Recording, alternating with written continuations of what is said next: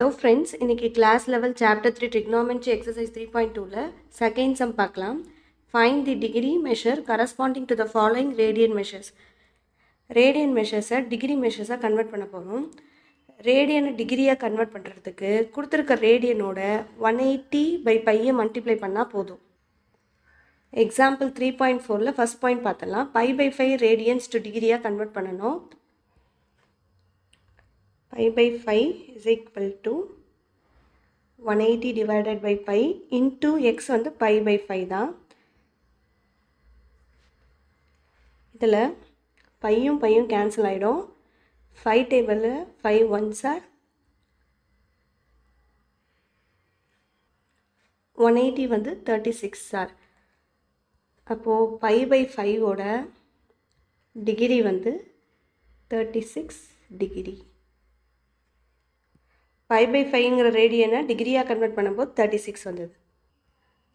Exercise 3.2ல second sum பார்த்துடலாம். First point pi by 3 is equal to 180 divided by pi into pi by 3.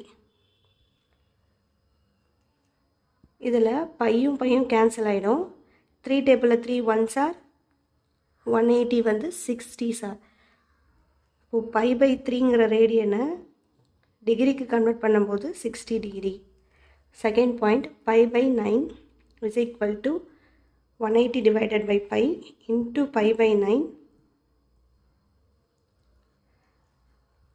பையும் cancel ஆகிடும். 3 டேபிளில் 9 வந்து 3 sir, 180 வந்து 60 sir. மறுபடியும் 3 டேபிளில் 3 1 சார், 60 வந்து 20 சார். இப்போ pi by 9 is equal to 20 degree. pi by 9 ரேடியனை டிகிரியாக கன்வெர்ட் பண்ணும்போது 20 degree. Third point 2 pi by 5 is equal to 180 divided by pi into 2 pi by 5. Cancel பண்ணால் பையும் கேன்சல் ஆகிடும். 5 டேபிளில் 5 ones are 180 வந்து 36 டைம்ஸ். இங்கே ஆல்ரெடி ஒரு 2 இருக்குது, இங்கே 36 இருக்குது.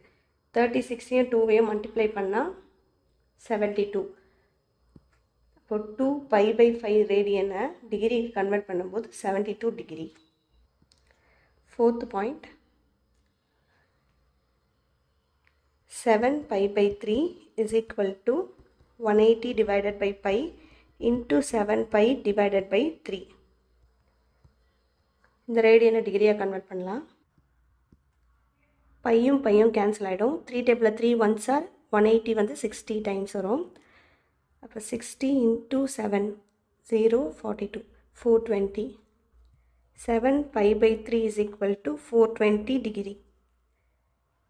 Fifth point 10 pi by 9 is equal to 180 divided by pi into 10 pi by 9.